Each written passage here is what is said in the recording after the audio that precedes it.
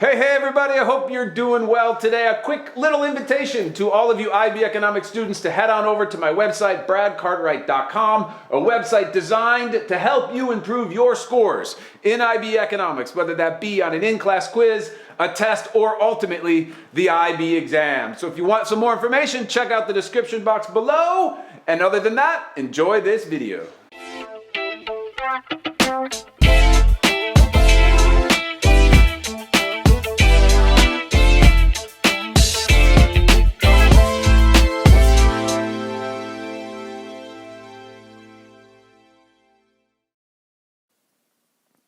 All right, well, let's take a look at how we would build the base diagram of all of the market failure diagrams. Now, there are 4 diagrams in market failure. They are the negative externalities of consumption, the negative externalities of production, the positive externalities of consumption, and the positive externalities of production. Those 4 diagrams have a base diagram. And one of the things that's really, really important in your studies of economics, and you've been following this whole How to Draw series, you realize that I've been saying this over and over and over again. Figure out where the beginning of the story is. Because the beginning of the story is always in the same place, right? And if you can identify like 4 or 5 base diagrams, and I'm going to show you the base diagram for market failure right now, then your whole studies of economics become exceptionally easier. Because you realize, like, you can't study. If you're in the IB economics program, there's like something absurd about 85 to 90 different diagrams you have to master over the course of your 2-year process. That's not possible. You're not going to be able to memorize all those. And if you do memorize them, that's pretty fantastic, but you're not going to understand them, right? So there are some base diagrams that are really important for you to take a look at. Okay, so this is the beginning of the market failure story. Now, this isn't the base diagram for the market failure. I'm going to build it, and I'm going to show you how. What this is the basic supply and demand diagram.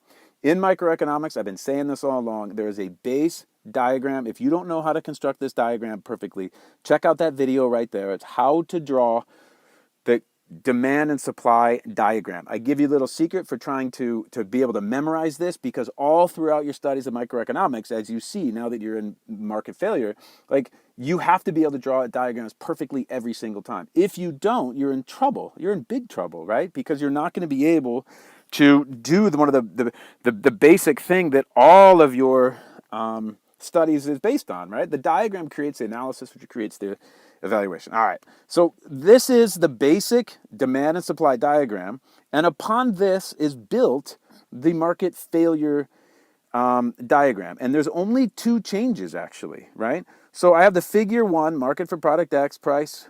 I got a currency, P1, 0, Q1, quantity of product X, the unit, the year, D1, S1.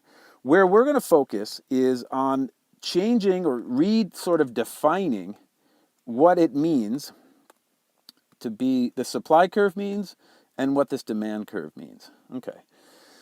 So one of the things to get in your head, and if you're studying market failure, you know this, that actually this line, the supply curve, represents the minimum cost of all of the suppliers in the economy to produce whatever product we're producing. So this is actually a collection of the social costs of making anything. So let's say product X is like, I don't know, rugs, right?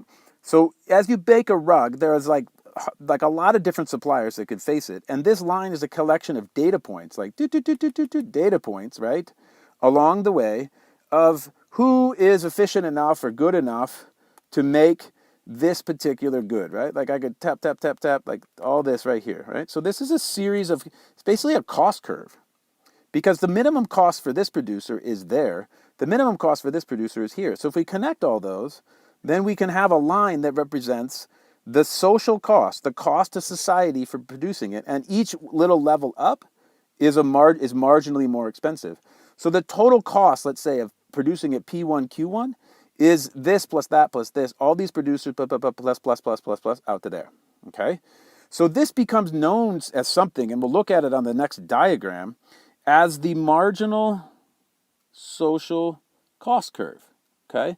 The cost of society to making one more unit of output as we move up, okay? That doesn't look very nice, but I'll fix it in a second, don't worry about it. Okay, I want you to get the concept in your head here.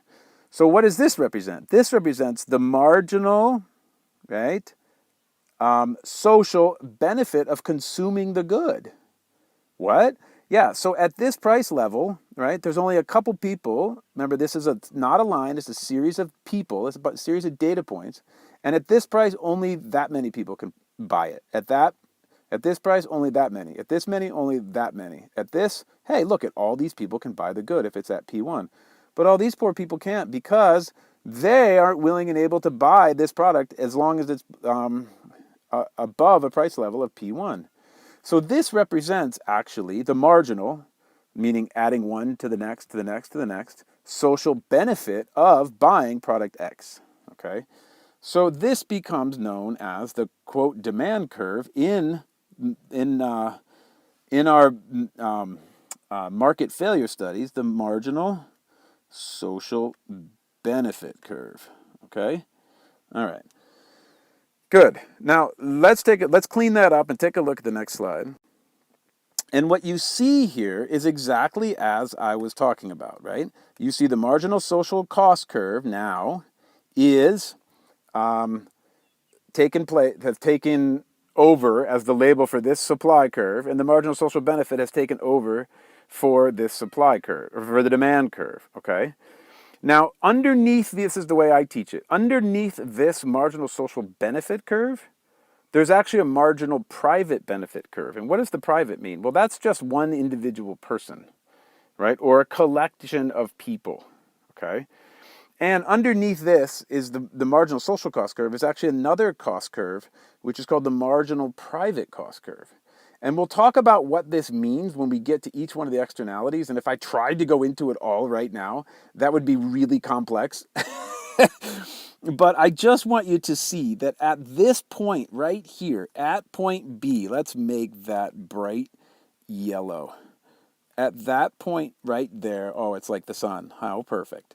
That is right here the socially optimal point of production.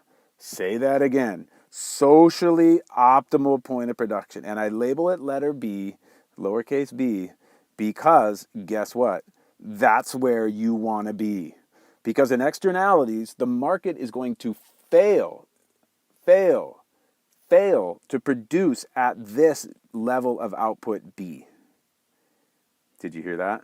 The reason it's called market failure is that because of the nature of the product that we are going to talk about, the market is going to fail to produce at the socially optimal point of B. And the reason I'm repeating that is that you want to always be here, but when you get into the externalities, you're going to see that either this is not going to be where the market is going to operate, but this is where the government wants it to operate. Okay? So just remember, where you want to be is where the letter B is. This is where you want to be, which is the socially optimal point of production. And to layer in one more little point, which might confuse you, but it's necessary. This is also at point B, where consumer surplus and producer surplus is maximized. Okay? So now that you understand this, and if you don't check out your book, this is just how to draw it, right? This is the how to draw series, not how to say it all in one video. I don't want this to be a 15-minute video, right? Or 20-minute video. But this is the beginning base diagram for all of the externality scenarios that you're going to be given, okay? This is analogous to the base diagram for aggregate for supply and demand. As you can see, this has just changed the names of it, right? This is analogous for macroeconomics. Those of you who have taken macroeconomics, or when you do, you will see there's an aggregate demand, aggregate supply curve, which is, that diagram is the basis for all macro curves. And I have a how to draw series on that right there. Also, you will see, if you move on, especially if you're an IB economics student, as you move on, there's a base diagram for your international economic studies, and base diagrams right there, okay? So check out, just know, I mean, if you're in microeconomics, you don't need to know that those are there yet, but I've put together a comprehensive set of videos to show you all of these base diagrams, because from these diagrams, and you got to memorize these diagrams, you build all the others. But if you know the base diagrams, then you're just focused on behavior, and that's really, really easy to decipher. All right, so know this diagram, know that the marginal private cost is underneath the marginal social cost, know that the marginal social benefit is underneath the marginal private benefit. This is going to help you a lot in your studies of market failure.